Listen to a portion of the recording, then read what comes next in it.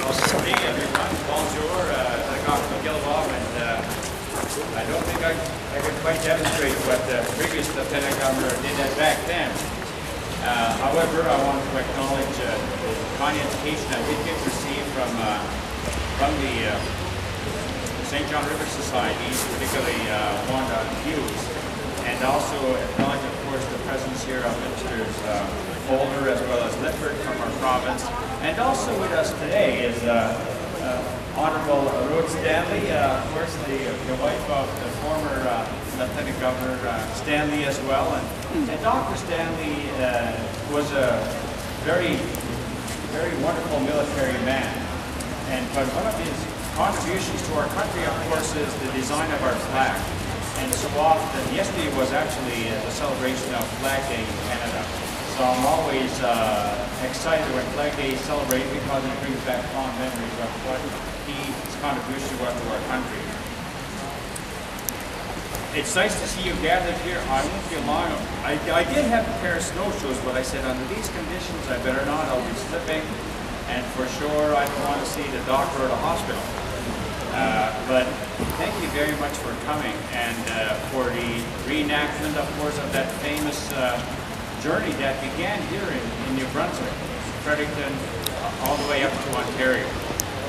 The men who are going to be doing that over this next period of time, I want to make sure that each one of us remember them as they go and reenact this famous march.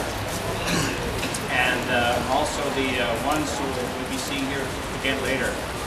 But snowshoeing in my culture, of course, I was not brought up snowshoeing. In our language, snowshoes are called agamuk, and well, snowshoes I should say, were used in the wintertime, of course, for travel because the snow was deep. And the purpose of the snowshoes is to keep you on top of the surface of the snow as much as possible.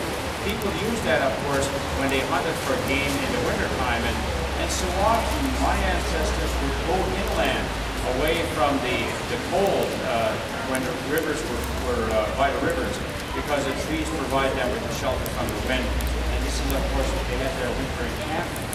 But in order to catch, for example, like moose or deer for food and clothing in the wintertime, you had to have a pretty good pair of snowshoes to not only catch the animal, to kill the animal, and of course to process the meat for that as well.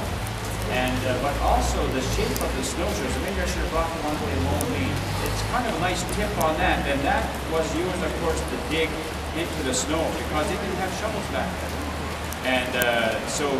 And but anyway, it's wonderful to have you here, and I think there'll be a bit of a demonstration later on by the other people who are more agile in the snowshoeing.